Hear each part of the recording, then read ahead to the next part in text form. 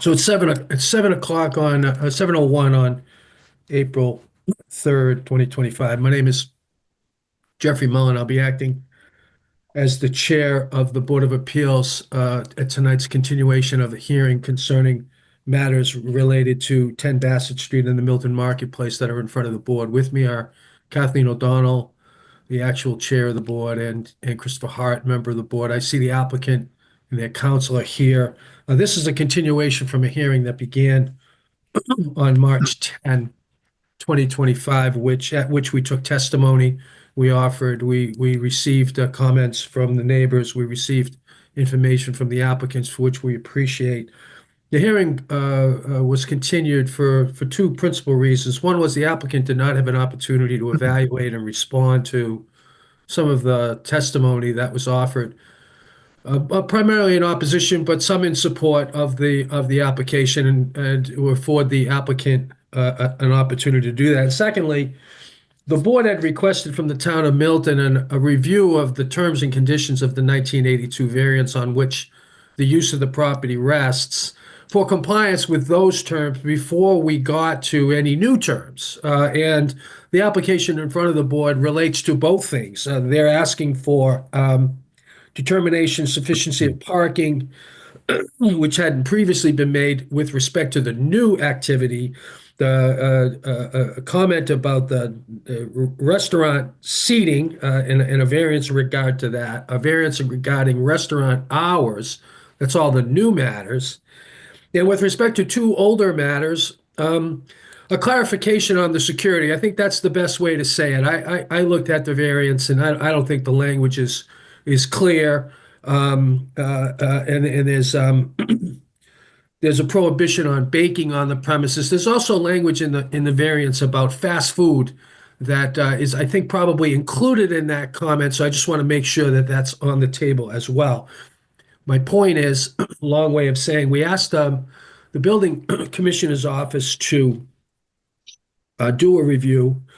Mr. Walter White, the interim building commissioner, excuse me, did conduct most of the review. It didn't have it finished on the in the afternoon of March 10.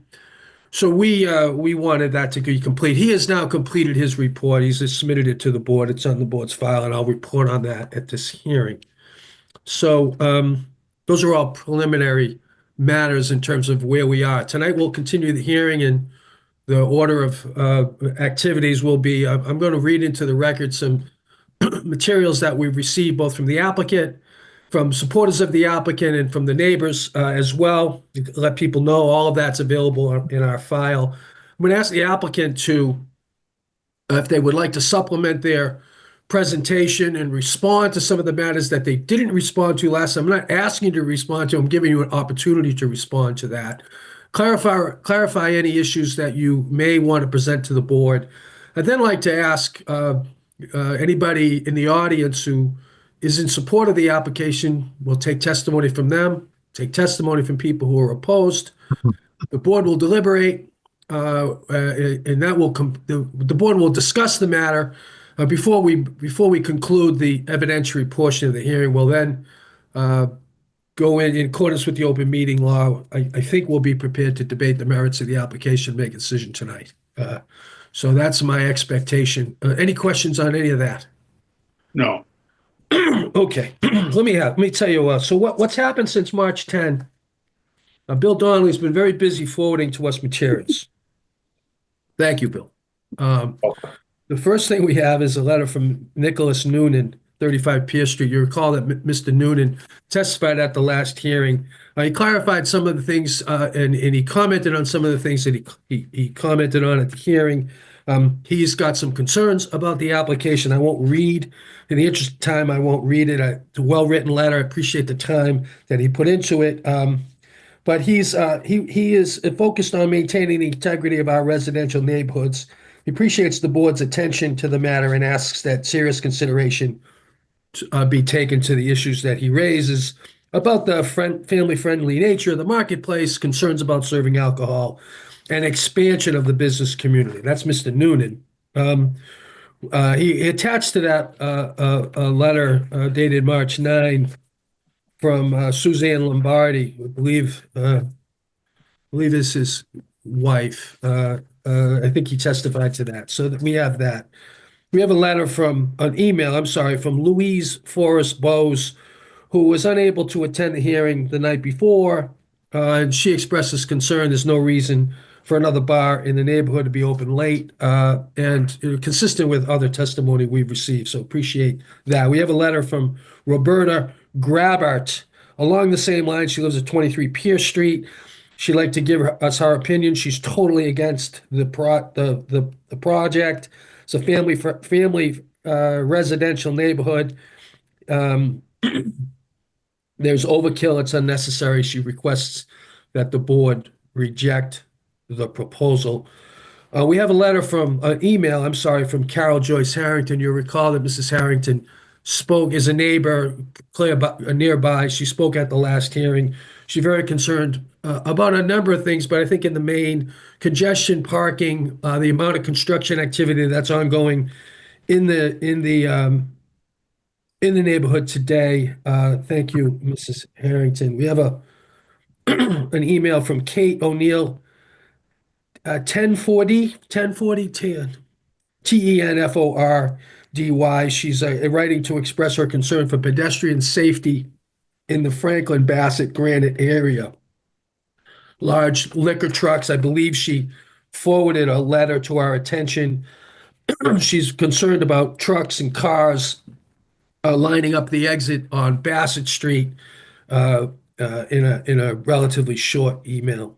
We have a letter from email from Mary Ranton of 54 Franklin Street.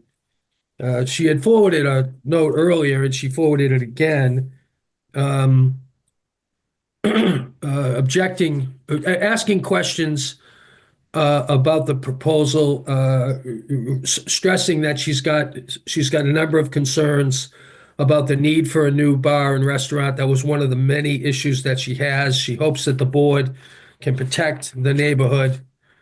We've got photos that were submitted to the board from Robert Kelly. Those photos were taken in the evening of April 1st and April 2nd. Thank you, Mr. Kelly. We have an email from Maureen Brown on April 3rd, expressing concern about the proposal. And let me see, we have late breaking, one that came in at 6:08 tonight. It's a note from Walter Lizio, who lives over by Andrews Park, Precinct 7, objecting to the project, and expressing concern about, it says that he owns restaurant space, stressing concerns about the arrangement, the double bar, the way that the bar is arranged. He has issues with that. And appreciates the board's work. So that's the correspondence the board received in opposition. We also received a letter on March 12, 2015, 25, I'm sorry, from Mrs. McKettrick about the parking. I had asked, well, let me say a couple things about parking. Mrs. McKettrick has sent to the board correspondence on behalf of the owners of Abbey Park, or the operators of Abbey Park and Novera restaurants, on a related different matter that we had at the Board of Appeals concerning their ability to obtain parking, given the fact that the parking at 4 Franklin Street is gone. She's documented that both of those restaurants have made independent parking arrangements that don't depend on parking at the Milton Marketplace. Mrs. McKettrick, I don't want to put words in mouth, but I think that was the sense of the correspondence. We appreciate that. It's in the file. We have a letter dated March 19 on the other thing on parking. I had asked for clarification on the arrangements between the owner of the parking lot, which is the same entity that owns the building at the corner of Bassett Street and Granite Street, where the Brugger's Bakery is, Brugger's Bagels is, and the so-called municipal lot. And we have some material on that. I'd say the record is at best incomplete. The applicant may want to speak to that. But I did independently ask a question of that. And Bill, thank you for following up. We have a letter from Paul Travers dated March 19, who writes that he's not available tonight, but he's lived in East Milton for 45 years. He's been a business owner for 35 years. And he writes in support of the proposal, stating that the Milton Marketplace has, for the last number of years, been a great neighbor, a great employer, and a great taxpayer. Thank you, Paul. Um, let's see. We have more photos that have been. Oh, I talked about the photos from Mr. Kelly. We've got a submittal from Mrs. McKettrick of several signatures in support of the application. I did not count them. They come in two different types. It appears that they are actual original signatures of people who signed a petition, and there's another set of signatures that were electronic and are obviously signed by the same person. We're not the registry of voters, of the League of Women Voters, or whatever it is. I don't need to certify the letters. The board is going to take notice that is a significant number of people, perhaps 50 or 75 people who've expressed support from all over the town. And evidence of their signatures or the attestation of their signatures has been submitted to the board, expressing enthusiastic support for the establishment of a new restaurant that aims to bring the flavors of the Mediterranean to our community. That has been placed on file. Lastly, we have a series of parking lot pictures taken on March 27 and March 28. I would say the sense of the photographs are, and at 6 o'clock, the sense of the photos, March 27 was a Thursday, March 28 was a Friday, 6 o'clock. Sense of the photos is that the parking lot is perhaps 20% or 30% full.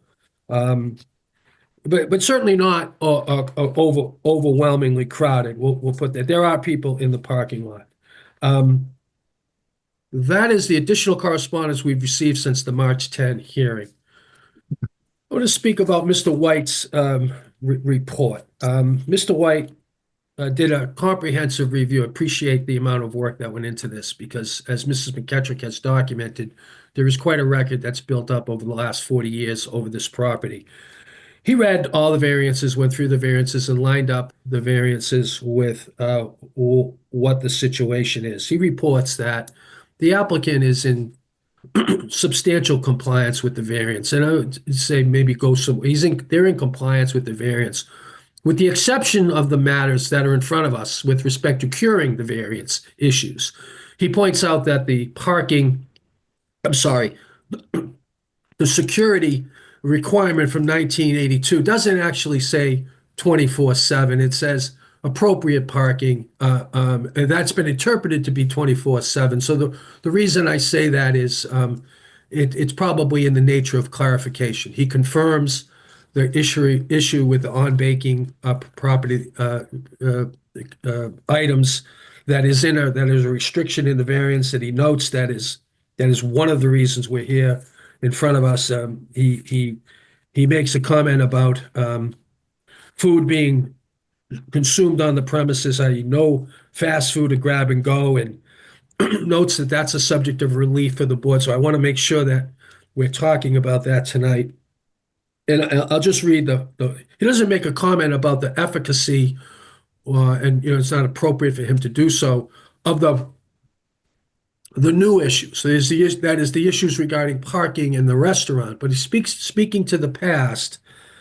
The conclusion is, and I'll read this because I think it's important. Through my inspection of the premises and examination of the pertinent documents, I've reached the conclusion that the Milton Marketplace has met or is addressing through request for relief all of the conditions imposed on the premises and its operation since the first case in 1982. So I appreciate that work. I think that is it's good for the board to have and to know, with the idea that we want to know the state of compliance with the variance before we attend to any potential modifications of variance. So that's apologize for the time I took to do that, but that is the state of the application since we last met. Tonight is April 3rd. I'd like to ask Mr. Modestino or Mrs. McKettrick or the applicant, if they'd like to offer additional testimony, points of clarification, anything else you'd like to share with the board at this time, and then we'll take further testimony. With the chair's Modestino. with the chair's permission, I would like Mrs. McKettrick to make a statement concerning some of the issues. We don't want to drag this out too far, but I think she has some important things to say.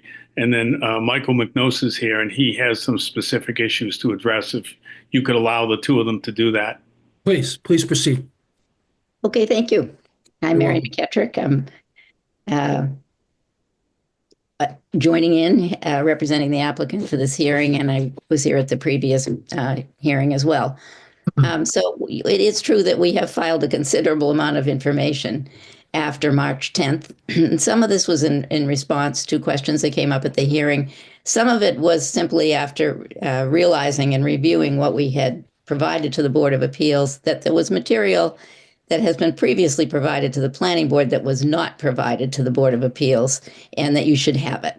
So, and I would point in particular to letters, because, and you know, we went through all the letters submitted to the Planning Board, and there were 24 letters in support of this application that were filed in the course of months of meeting with the Planning Board. And so I've sent copies of all those letters to the Board of Appeals, and I hope you've had a chance to read them through.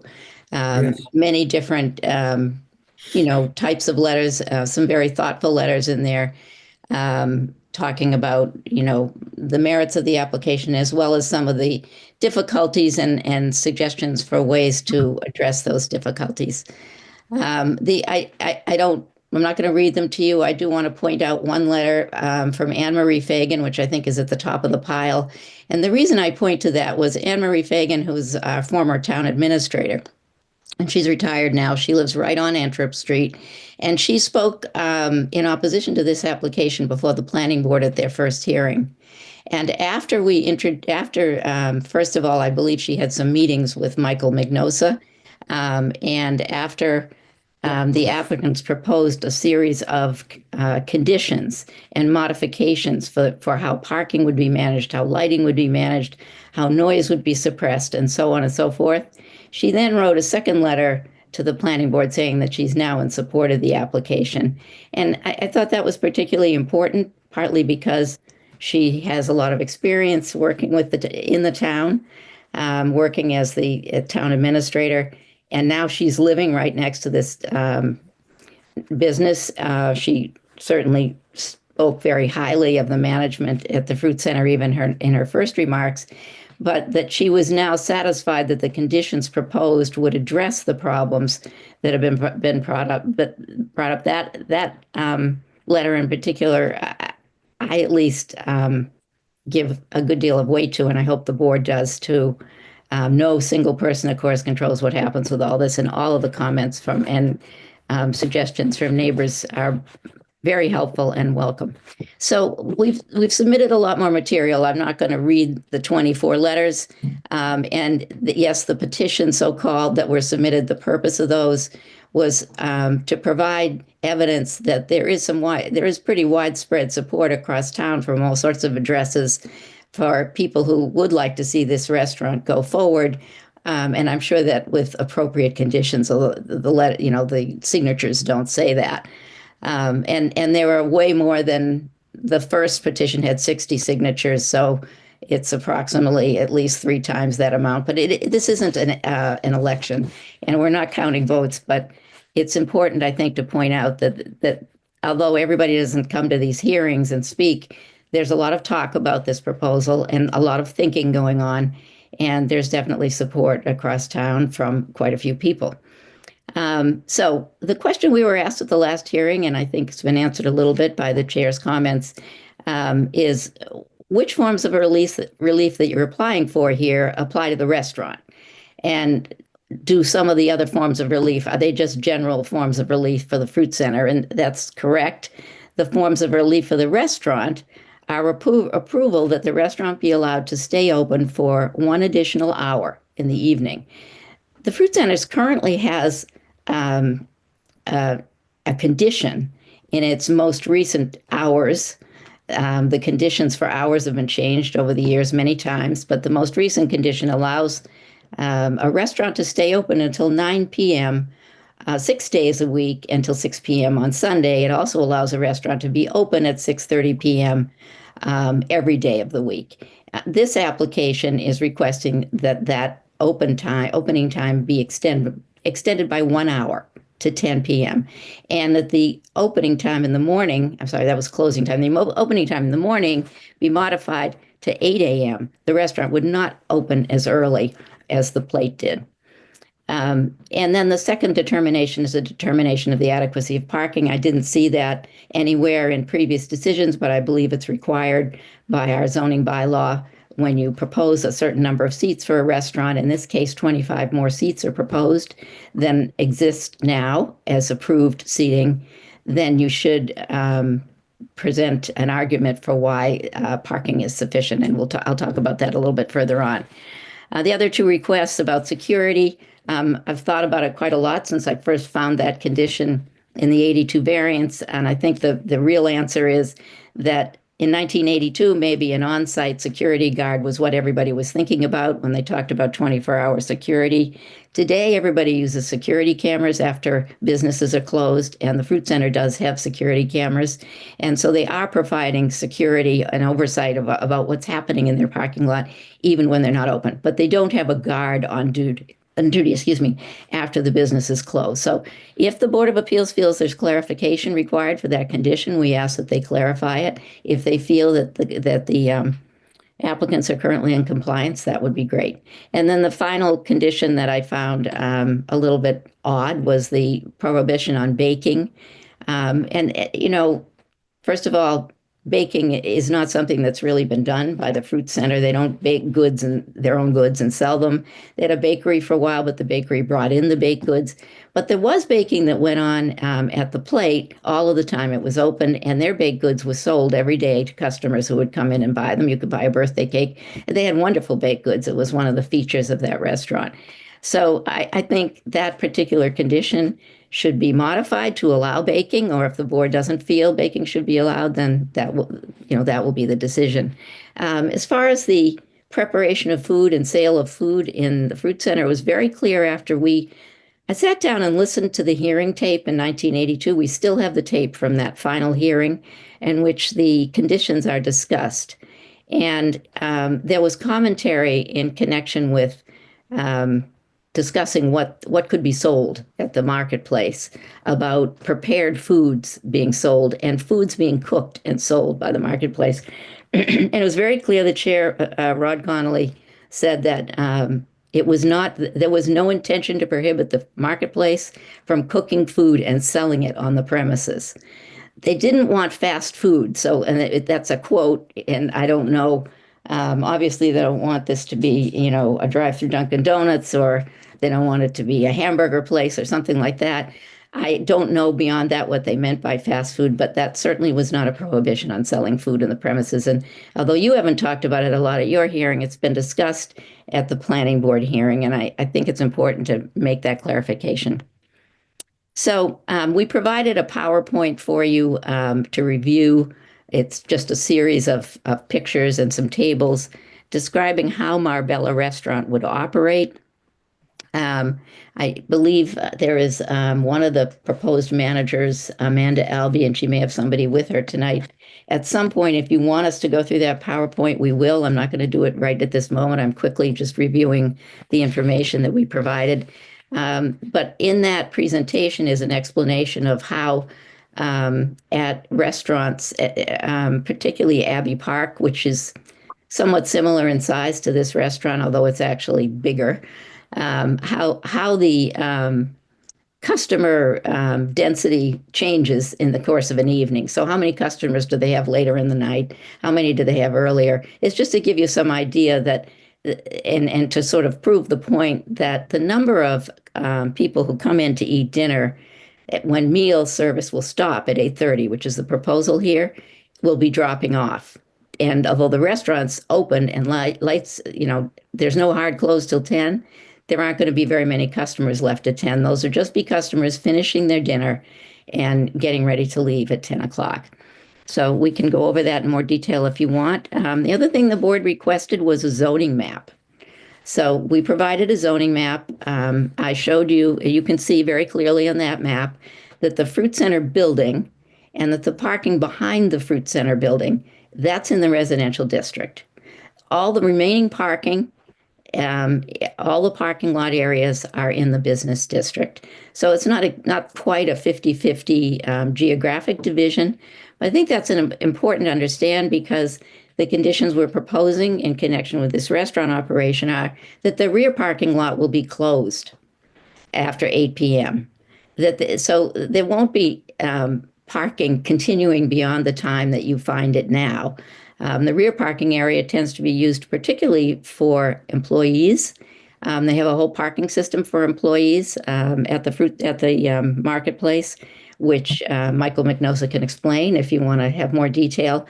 They also have an arrangement with the funeral home almost next to them. If they should have a very tight parking situation at the fruit center, their employees are allowed to park at the funeral home when the spaces are available.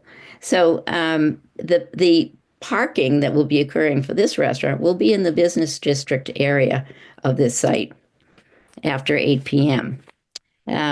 We also provided an on-site parking plan map. It's a very simple diagram, simply shows the whole parking area, and it's to illustrate the conditions that we're proposing that the board, if they should consider approving this application, may want to impose.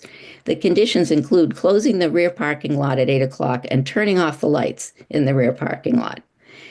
Closing off 8 spaces on the right side of the Antwerp Street section of the parking lot that directly abut a residence and turning the lights off in back of those parking spaces at 8 p.m. Closing off the entrance from Antwerp Street at 8 p.m. So nobody can leave, nobody can come in after 8 p.m. So there is no increased traffic from the restaurant use going onto Antwerp Street. And there's no lighting or parking impact on neighbors because of the restaurant who are on the residential edges of this area. And then a couple of other details. The applicants are proposing, again, after 8, creating 6 employee parking spaces just for the restaurant. These will be at the edge of their parking lot and facing Bassett Street. And again, the purpose of this is that employees now are required to park in the rear parking area, and that's going to close at 8 p.m. and they will have to move. If there were additional employees who were not able to park there, the restaurant owner will have to purchase permit parking stickers for those employees. But this should be actually adequate to deal so that these restaurant employees aren't taking spaces away from people who are visiting the restaurant. We talked a little bit about noise restrictions, but not very much last time. The applicants have had a consultant come in and do a noise study, so they know what the base noise is in the parking lot at different times. And the reason for that study is so that a year from now, if you should grant a modification of conditions, you could possibly want, or the planning board may want the applicant to come back and do another study of noise to verify that there isn't a substantial increased noise in the parking area outside in the parking lot. So that's why we have that study. The reason we don't believe there will be noise is that the windows will be closed, and the windows are very energy efficient and highly noise reducing. And they've experimented with that at the fruit center now, making noise inside, closing the windows, and you really can't hear much of anything outside when the windows are closed. So the condition that's proposed is that windows will stay closed after 7 p.m. Odor filtration is a big, it's not so much an issue here because there was a restaurant here before and the restaurant cooked food. And there's also food cooking going on at the marketplace. But odors have been a source of issues and complaint with certain neighbors who live nearby.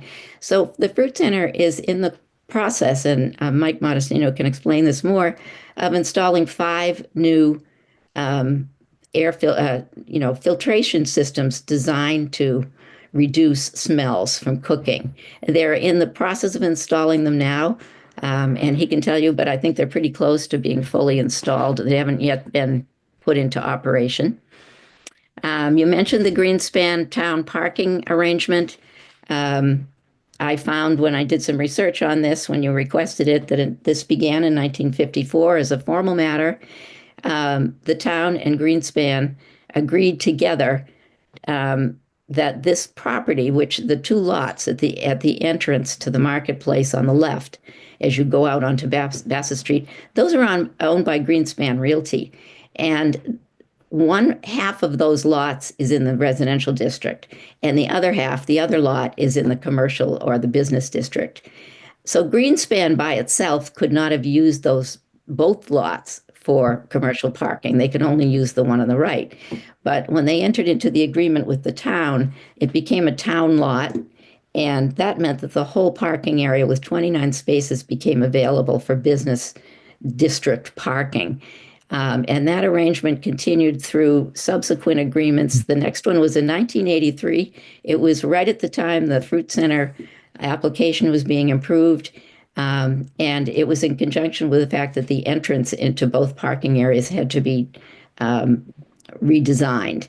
And so the town entered into a new agreement with Greenspan Realty.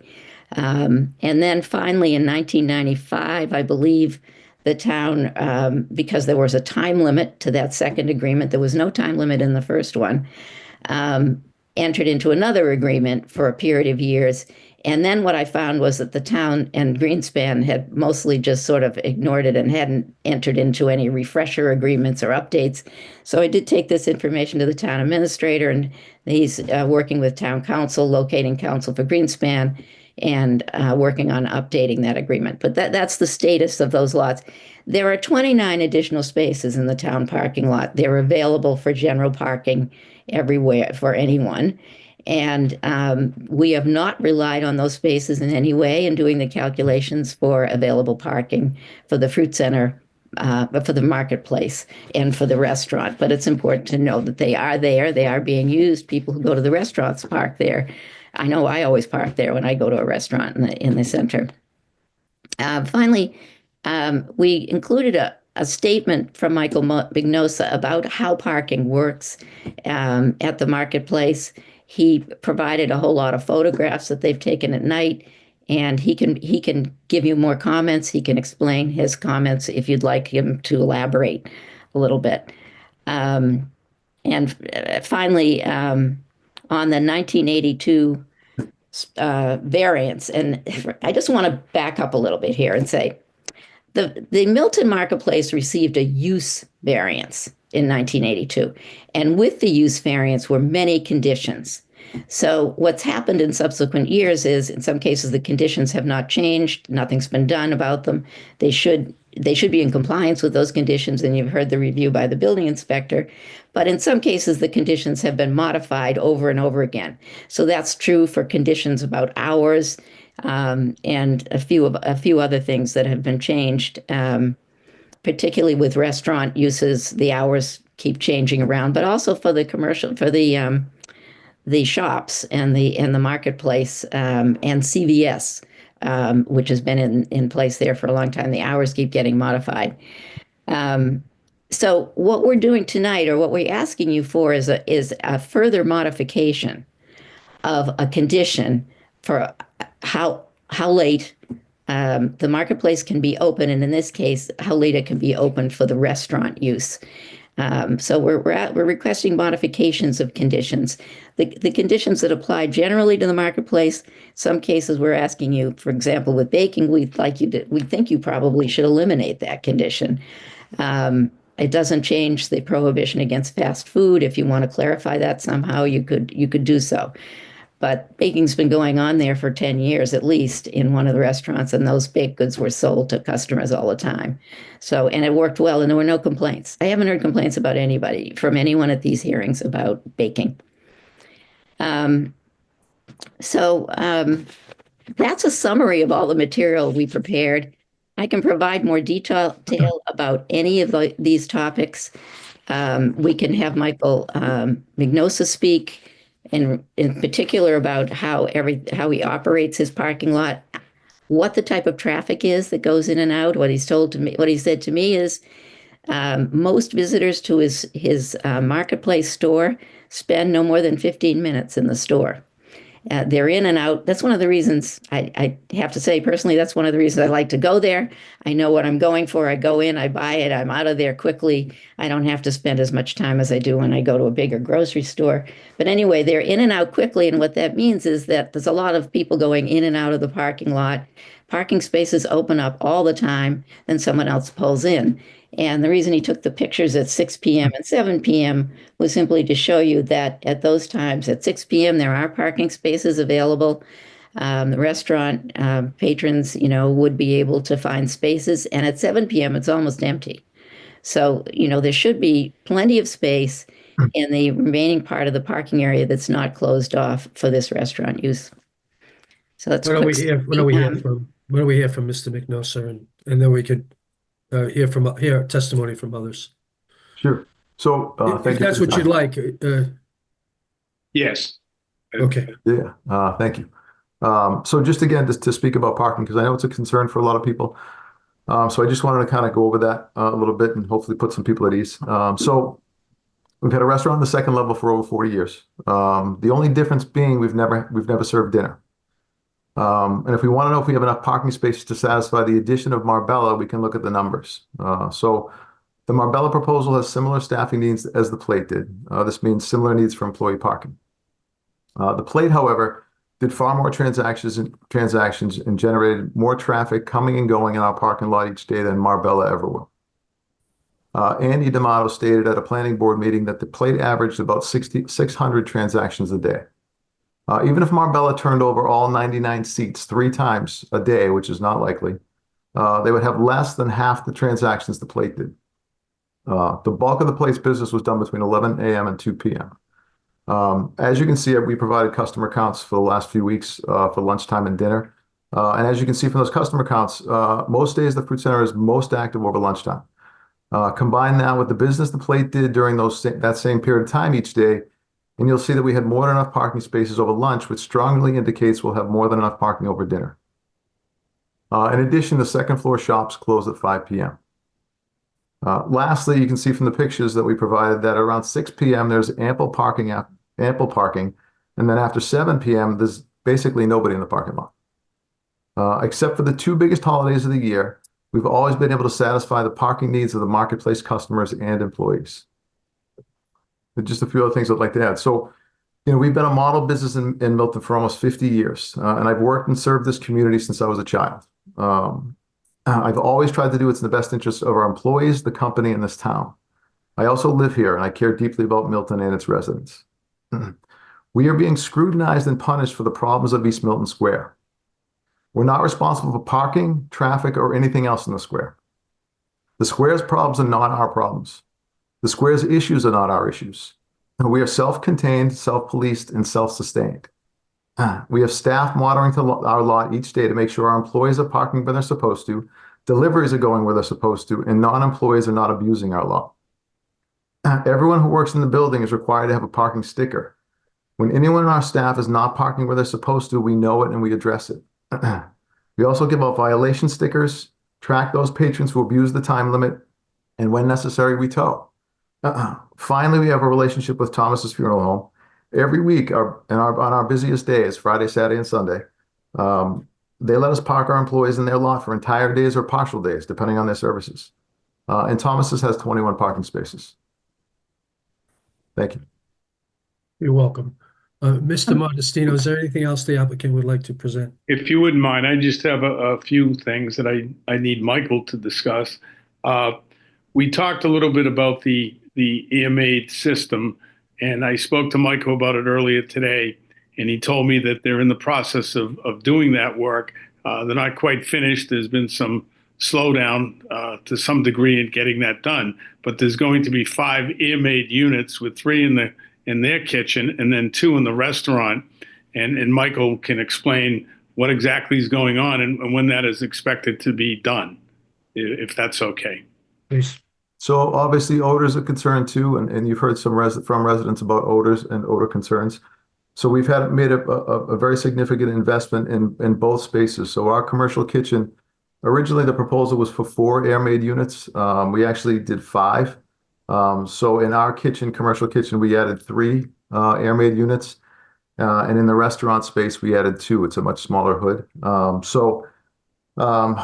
the building, all the construction on the exterior of the building is complete, and most of the interior work is just about complete. We're just waiting for actually a couple of electrical panels to be put in, and the hope is that these systems will be up and running by next week sometime.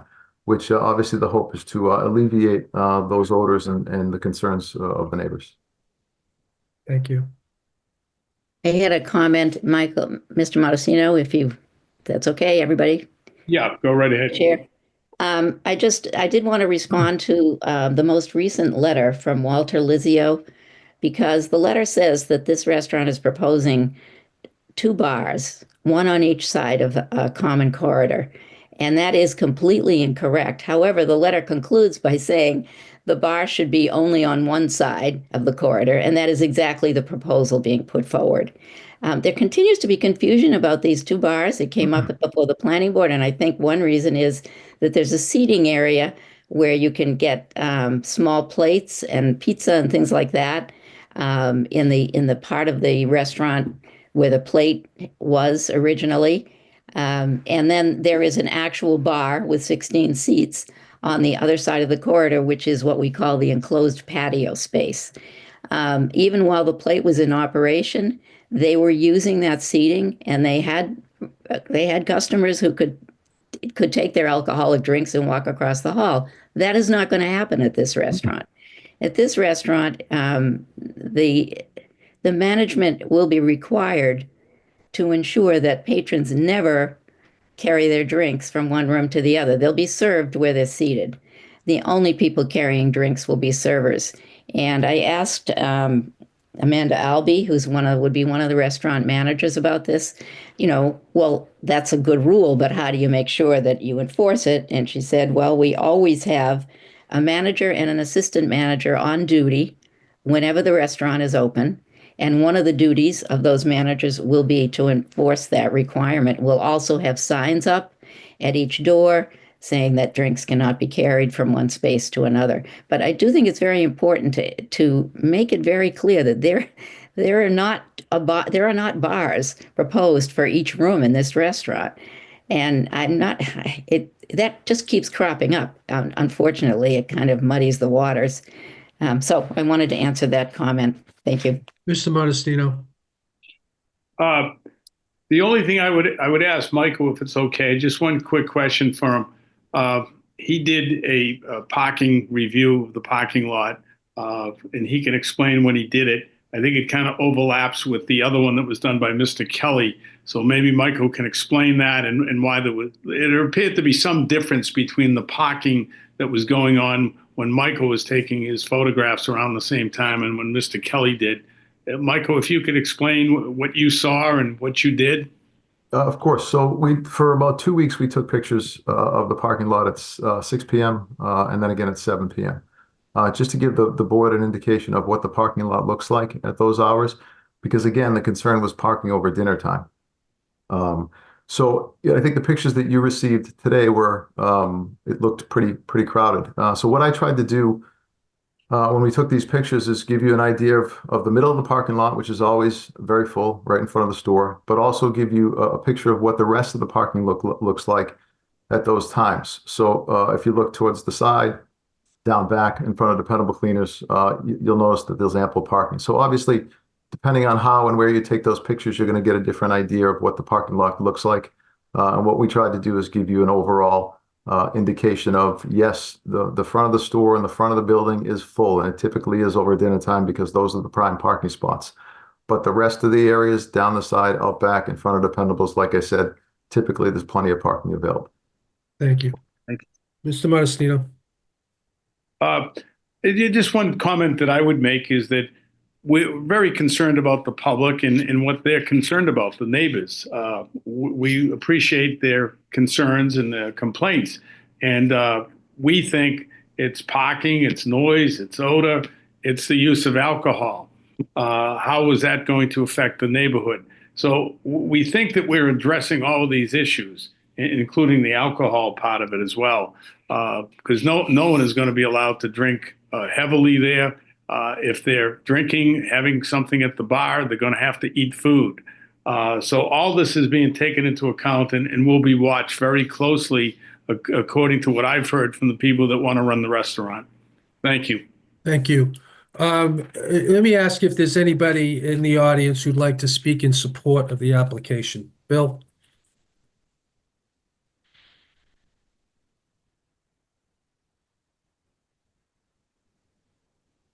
No one has raised their hand. Thank you. Let me ask if there's anybody who'd like to speak in opposition of the application at this time.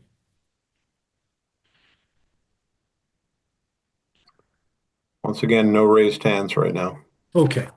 Let me ask some members of the board if they've got any questions of the applicant, if they got anything they'd like to add at this time. Ms. O'Donnell.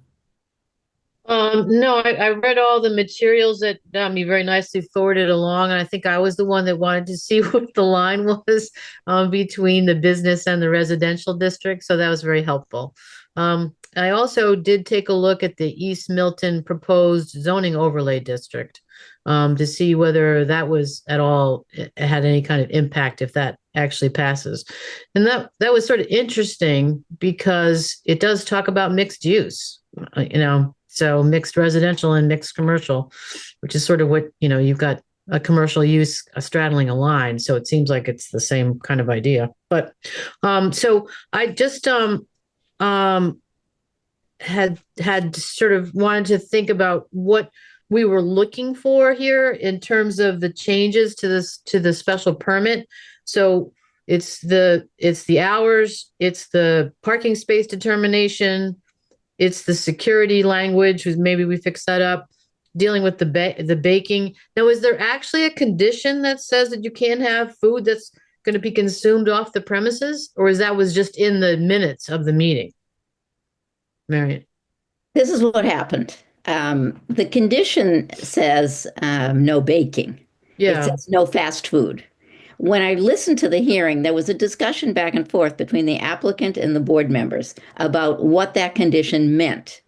And so, these conditions aren't always written they're not as clear as they should be. So what the board said in the hearing, and that's a record of what was said at the hearing, that's the official record, the tape, was we are not prohibiting you from cooking food on the premises and selling the food at the store. You may roast chickens, you may cook prepared food, and you may put it on sale in the store. This is not intended to prohibit that.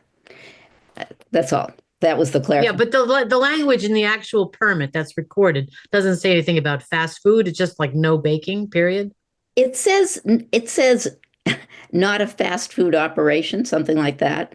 It's actually in the language of the condition. Oh, okay. So it's the problem is that they don't really say what they mean by that. And then it was very clear that they were not prohibiting selling food that had been cooked on the premises and in the store. But you could have said that about the plate that they were selling fast food. You Well, they walk in were. and get a That's donut. all the restaurants today, especially they've always done it, but they do it more now, I think, since COVID. But Right. sure, you can go in and you can usually buy something and take it home. And the place sold all kinds of baked goods. Yeah. So that's it. So the hours, the parking, the security, the baking, and was there anything else? That's it. Okay. There was this issue on seating to confirm that the amount. Oh, yeah. The seats. Yeah, and I didn't really elaborate much, and I think you asked for this at the last hearing about, this determination of the adequacy of parking. And so if you will allow me to, I'll give you the calculations that we're relying on to say to you, we think the parking is adequate. The applicant is proposing closing certain parts of their parking lot. Mm-hmm. So they will have remaining spaces, and this is in my memo that I sent. Yeah, I did see that. The numbers are slightly off, excuse me, but the required number of parking spaces for 99 seats is 40 spaces using the rule that has most often been applied by the Board of Appeals, which is for every 2.5 seats, you must provide one off-street parking space. Now, I just want to point out that there are many restaurants in East Milton Square that have no parking at all. There are other restaurants that don't meet this standard, and or some of them may have received a variance for a lesser amount. But that's the standard in general that the Board of Appeals has applied historically. So that's what we're proposing to you here. There must be at least 40 seats available in the parking lot while the restaurant is open to accommodate, if every seat were filled in the restaurant. It's just sort of a rule of thumb. So Yeah. if you close the back parking lot, that takes away 91 spaces, I think. And you close 8 spaces along Antwerp Street, that takes away another 8. You close 6. Well, you don't close them, but you make them exclusively for employees of the restaurant. Whatever the number remaining is, it's well in excess of 40. There are plenty of spaces left in that parking lot above what's required for the restaurant use. And after 8 p.m., there's practically nobody in this parking lot. Now, this parking lot is available if people want to come and park, and they could be using it. I think that the problem here is that people always try to park as close as possible to their destinations. And so the great advantage that the marketplace has, as Michael McNosa has pointed out, is they have a parking lot. So their customers can park close to where they're shopping and where they're going to restaurants and going to boutiques and CVS. They don't have to park somewhere else, and they're going to park close. So most of the people parking in that parking lot are going to this business. And but in addition to the parking in this parking lot, there's a municipal parking lot right at the entrance. And so there's really quite a bit of parking available at this site for both shoppers in the square and marketplace shoppers. So our argument is that parking is more than adequate here for the proposed use. Okay. Ms. Thank O'Donnell, you. anything further? No, Mr. thank Hart? you. Nothing for me, Mr. Chair. I have a question about the zoning. I also looked at the overlay. What is the applicant's position about the overlay and the presentation of the overlay? If the overlay were to pass, how would the applicant view its zoning status, and how does this application intersect with the overlay proposal?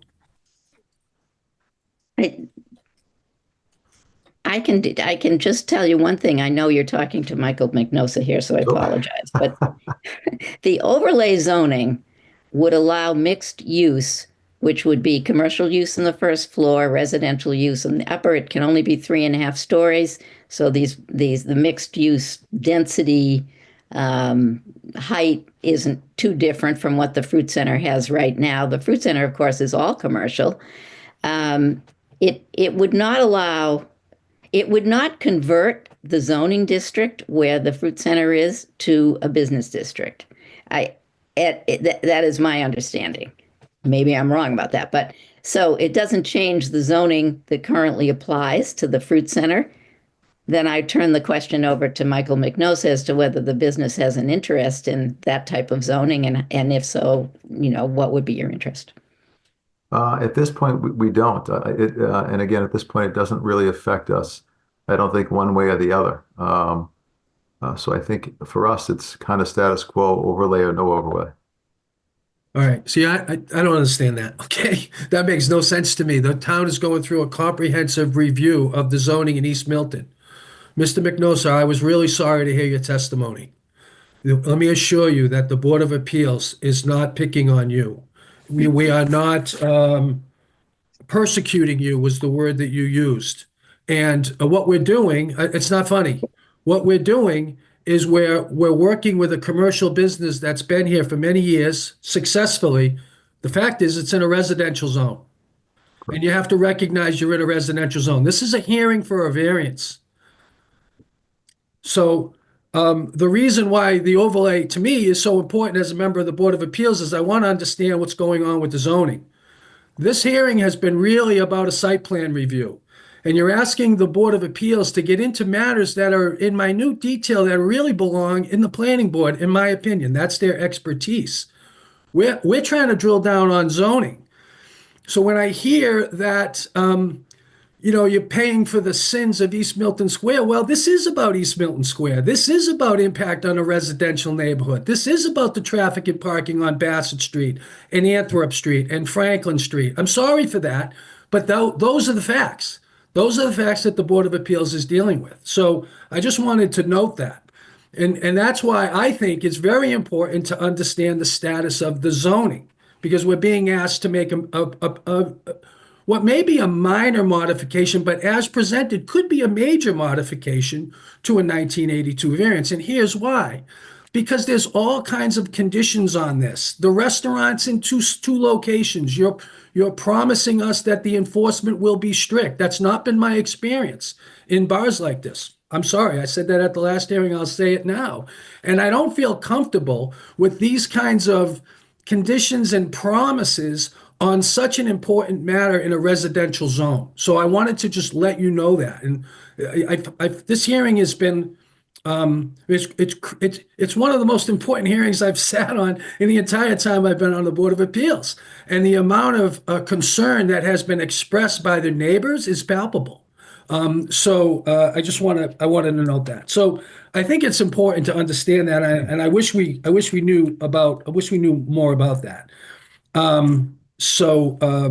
Anyway, that was a speech, not a question, but it was also a comment there, and gave you a little bit of the concerns. I appreciate the fact that Mr. White has done the review to confirm that you're largely in compliance, and to the extent you aren't in compliance, I support you being in compliance.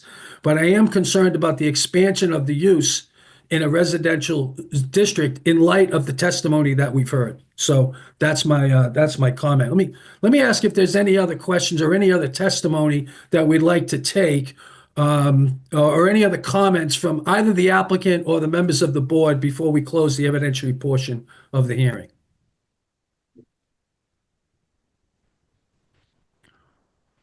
Anybody? Bill, is there anybody in the audience who'd like to be heard? I do not see it. Oh, Andrew D'Amato would like to speak. Okay. Mr. D'Amato, welcome back to the Board of Appeals.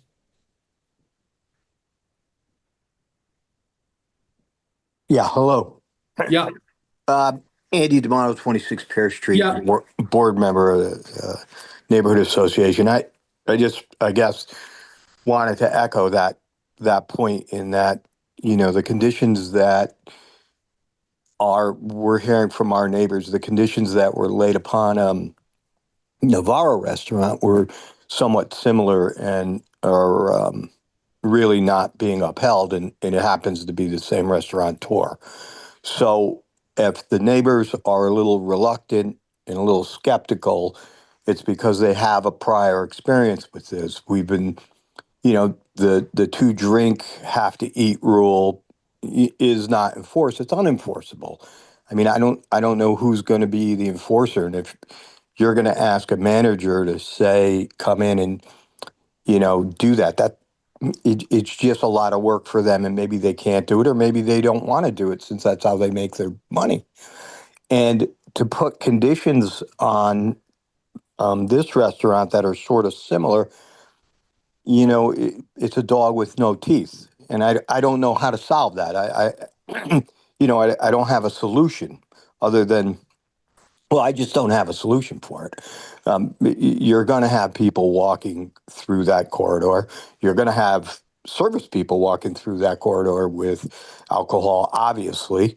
And you're still going to have 4-year-olds going to get toys. And I don't know, that's sort of part of, that is what some of our neighbors are speaking of which. Another small clarification, again, back to the plate, which my wife owned. We had she had a 9 o'clock. She was never open for dinner, never did it. And, but there was a hard close at 9 o'clock, excuse me, which meant lights out, everybody out, customers, everyone, at 9 o'clock. And what the applicant's asking for is not 1 hour, because they're going to allow people in at 9:45. It could be as late as 11:30, maybe even 12 o'clock by the time staff gets out. So those were just, two small points. I wanted to bring up, and also just it wasn't you know, you asked for opposition to call in, or was there any opposition? And I think a lot of my neighbors and a lot of members of the East Milton Neighborhood Association aren't really opposed to a restaurant there.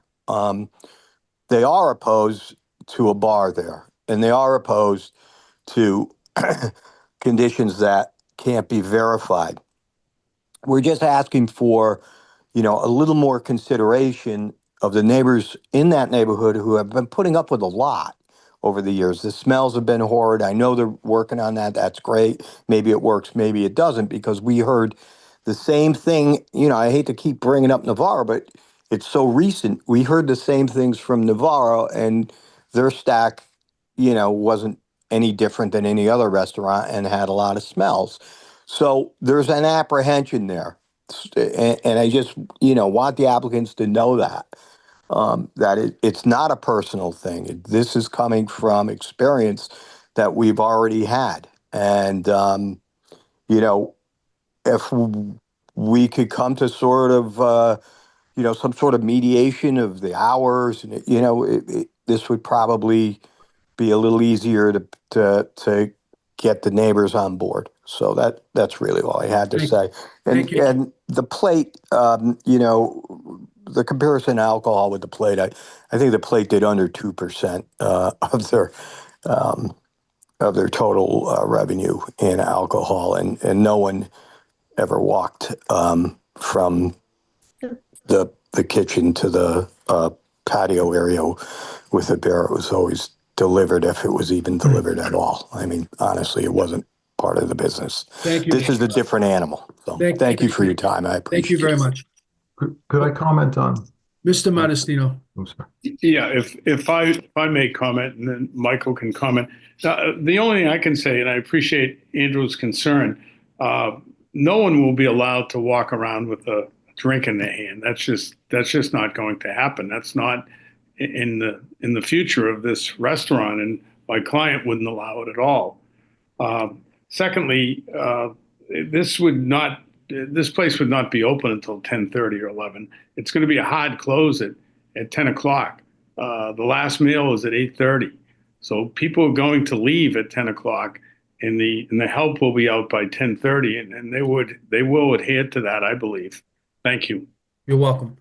Mr. Mignosa. So I just wanted to echo those same things, but also too, ultimately it's our application, and ultimately it's our responsibility, and it falls on us, whether it be odors or anything else. So certainly would be very much involved in policing of any activity or any concerns that people would have. Thank you. Okay, if there's no further testimony to be offered, is there anything else to be offered by the applicants, having heard from the neighborhood, yourself, the members of the board, in some preliminary matter? Unless there's an objection, I'd like to call to close the evidentiary portion of the hearing and debate the merits of the application in accordance with the open meeting law. The objection? Okay. We'll talk. Let's talk about the merits of the application. Would Ms. O'Donnell, would you like to be heard? Don't we first have to vote to close the public hearing? Well, let's vote to close the public hearing. All in favor? All right. So the public hearing has been closed, and the board is now deliberating the merits of the application. Ms. O'Donnell. Well, there's been all sorts of discussion, and, true confession, I live in East Milton and have for 35, almost 40 years. And so, but there's lots of things that have been discussed about, what we should be talking about and what our concerns are and all those sorts of things. And to me, it seems to be that we really need to focus our attention on what the actual ask is here. Which is my question about, what do we need to change on the special permit that they already have? I did take a look at the decisions that were issued for Steel and Rye, which is in a different neighborhood, but also a very crowded one. They have 13 to 25 seats, parking spaces. It's a smaller restaurant. Their hours are similar. It's so if we're talking about changing the hours, making sure that there's a hard stop at 10, making a decision about expanding the seating and deciding whether or not the parking is sufficient for 99 spaces. And then of course and that's it for the restaurant, I think, is all we're looking at. All we're having to do is decide about the hours and decide about the seats. And then there's the other three things that are just attached to the whole marketplace itself. That's security, taking out the baking thing, and I don't think odors are covered by the zoning, and so I'm not so sure that that's something that we can really address. But we could certainly put in sort of conditions about the operation, I guess, of the restaurant itself. But as I said, a lot of the stuff that everybody knows, I live in East Milton, and it's sometimes it's a horror scene. Sometimes I've had to drive to Dorchester just to get over to the other side of town. So yeah, I know but it's not the marketplace's fault for that. That's happening here, period. And it's always been a commercial area too. I mean, wasn't it a car dealership before the marketplace was built? Yeah. So, sorry. It's one of those things where I sort of feel like, well, we should just be focusing on what we should be addressing for the zoning. And that's sort of the way I look at it. Thank you. Mr. Hart? I have similar thoughts as Ms. O'Donnell, and a couple of questions in my mind as we deliberate. One is, to what extent do we really need to deal with the requests that really aren't directly connected to the restaurant? And the second is, given the concerns, the concerns that have been expressed, as I read them, are around alcohol consumption. There's nothing other than the seats, I suppose. We're really not faced with anything relating to that question. And then the odors, as Ms. O'Donnell points out. And I guess to the extent that those are concerns that animate our view, then the question is really, are there other limitations we think we would need to place? Or do we just think this isn't viable at all? Which, and it's a question that I think we need to think through. So those are my initial comments, Mr. Chair. Thank you. To me, this is all about the fact that the bulk of the property lies in a residential zone, and that we're being asked to modify a variance in light of the fact that the standard for a variance, as the applicant's counsel well knows, is extremely high. The board has traditionally been liberal with variances in the face of neighborhood support, and my sense is in 1982 that was there. I've sat on variance modifications for this particular property on a few occasions, and there's been good community support. I don't see the community support for this. In fact, I see a community very concerned about a lot of issues, and we're not persecuting the Milton marketplace, but we're recognizing that this is a residential zone, and I think that that's the Board of Appeals' job, to enforce the zoning or to modify the zoning to the extent it's appropriate under the statutory standard. To me, that's the main issue in this hearing. I think that there are secondary issues about modifying the variance to ensure that the current occupation and the current use of the property is in compliance with the spirit and intent of the 1982 variance. So, for example, I am in support of modifying the no baking or removing the no baking limitation, which I think it had a different intent at the time. The applicant has proven that can be done successfully. I think I understand the fast food issue, and I think purchasing food that's been baked on the property is certainly appropriate, but fast food is not. I think that's the spirit. I think that the security should be modified to be clear that what the applicant has been doing for all of these years to ensure security at the premises, I think should be modified, and I would support that. I also think that, however, I think the restaurant comes with too many conditions, too many promises, too many assurances, as to that to be viable for a variance standard, and I'm not prepared to support that. Um, that's only one person's vote, but that's what, now, I heard Mr. D'Amato's presentation. I read the letter from the East Milton Neighborhood Association, and I read numerous correspondence from the neighbors over concerns of traffic and parking generally.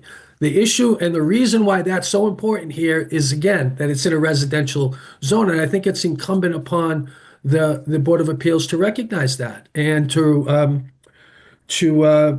acknowledge that in the variance hearing. So that's where I am. I'll ask my members of the board if they've got anything that they'd like to add, supplement, debate. I'm happy to engage with the members on that issue. Well, I guess my question is it a variance that we're amending or a Yes. special permit? The variance. Okay. I thought it was a special permit.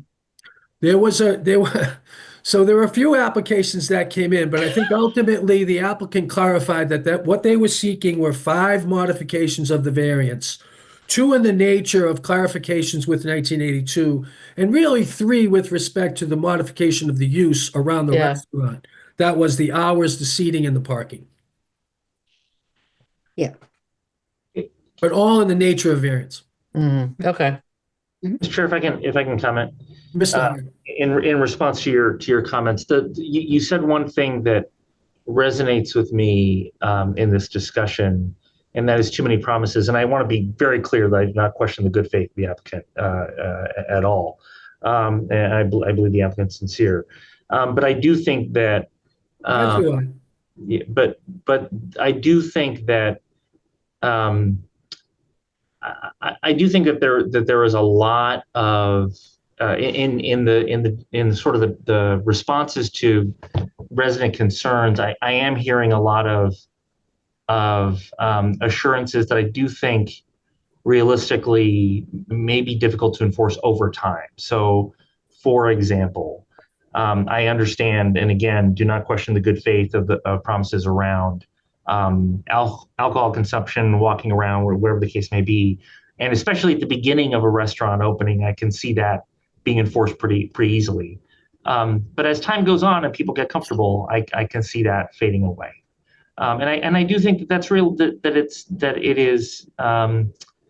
I do think it is difficult to pin granting a variance on those kinds of assurances. So I think I'm in agreement with you on at least that point, Mr. Chair.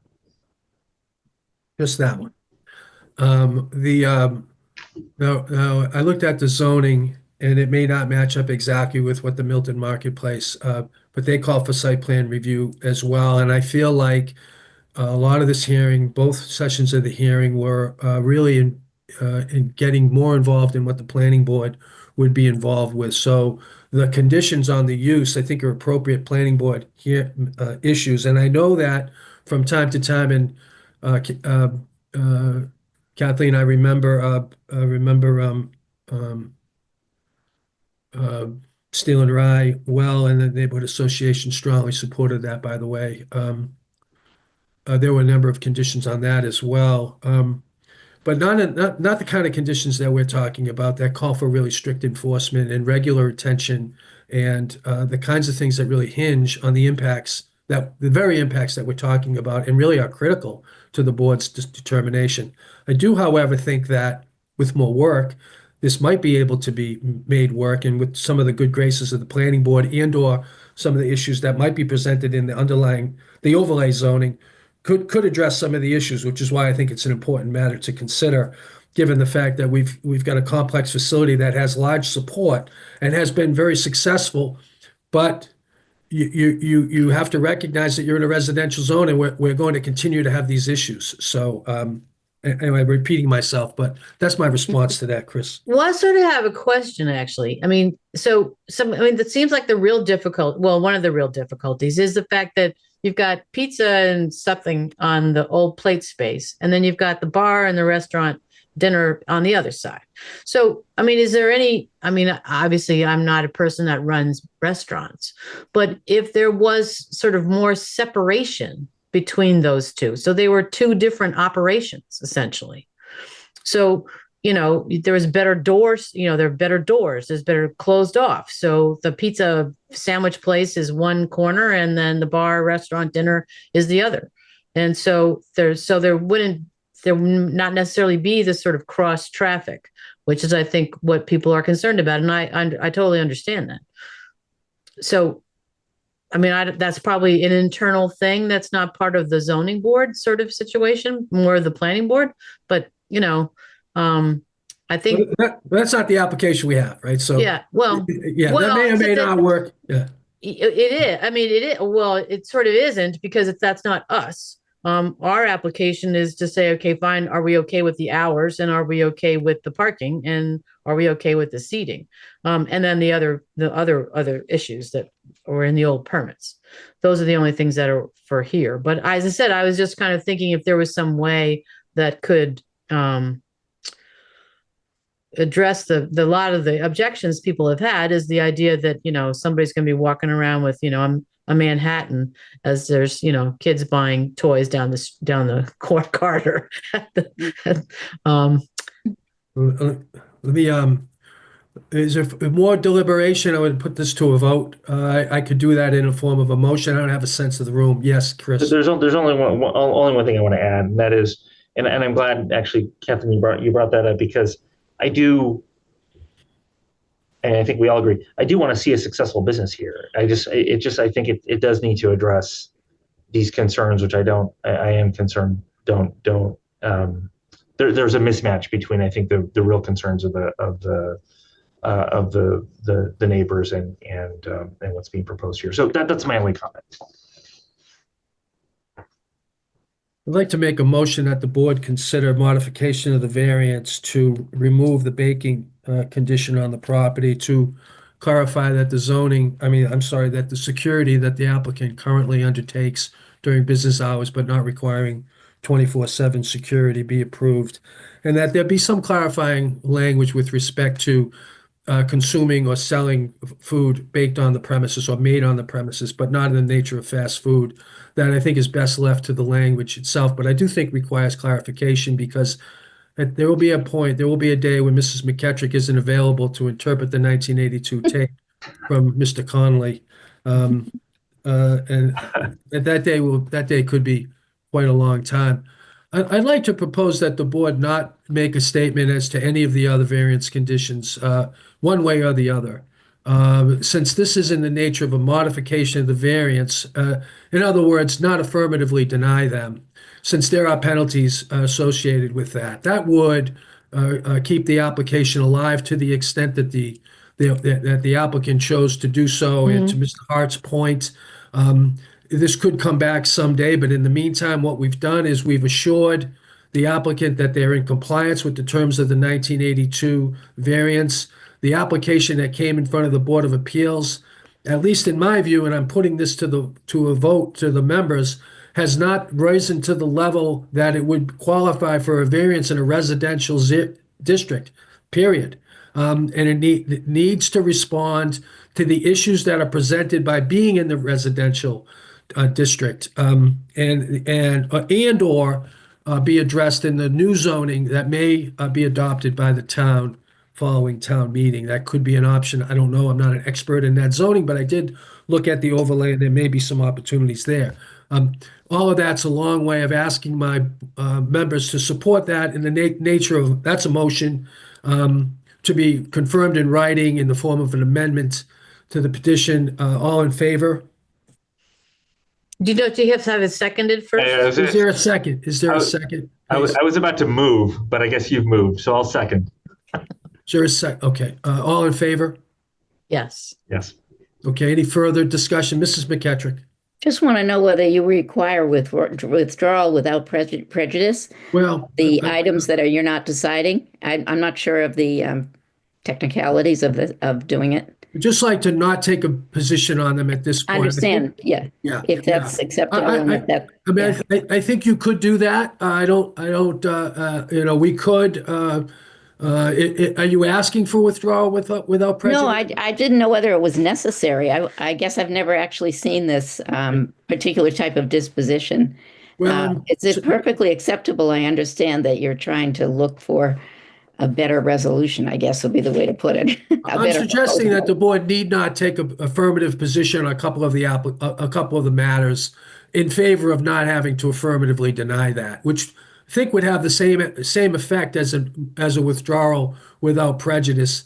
If it was the applicant's pleasure, the decision could affirmatively state that we had that conversation, and the intent of the board was that to withdraw, the matters not addressed were withdrawn without prejudice. So let me amend my motion and see if there would be a second for the board to have a decision that specifically found that, because that's certainly the spirit and the intent with which I offered that. Yes, I would second that. All in favor of that? Aye. Okay, so moved. Chris, you don't seem happy. Oh no, no, I'm very happy. I mean, good. at least with the vote. Okay. Just so you know, Mr. Chair, since you called me out in public, thank you.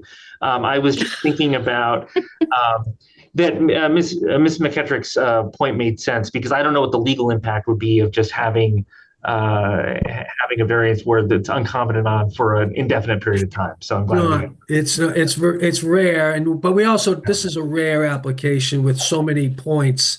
And there was a point where the thought was that this is actually two applications, and as it turns out, I think we're really treating it like it is two applications at the end of the day. So be that as it may, I think the intent of the applicant, the board, has been established, and the record will show that, and that decision will show that. But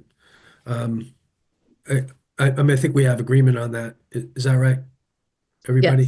Yes. Okay. So Yeah, because I don't want to deny them, because we wouldn't be able to come back for like 2 years. That'd be terrible. So the decision of the board is as stated, and the applicant has been deemed to withdrawn the matters related to the restaurant without prejudice to coming back. The board will confirm this in a written decision. The applicant knows well how to deal with that, to record in the registry of deeds, to document it, and to work with Mr. Donnelly and the town clerk to have that decision certified. If there's no other business before the Board of Appeals, I'd like to ask for a vote to adjourn the meeting. Wait a minute, we have to decide who's writing this. I'll write it. Okay. Thank you. You're welcome. You're the chair. I second a motion to adjourn. I'll call John and ask him. There you go. He should write it. He's never far. He told me he was going to tune in tonight. So, Oh no. Yeah. It's like having your parents watching you. sure. I think the board has voted to adjourn. Is that right? Yes, we have. Very much. Board of Appeals is adjourned. Thank you very much. Thank you for your time. Thank you. Thank you. Thank you. Good night.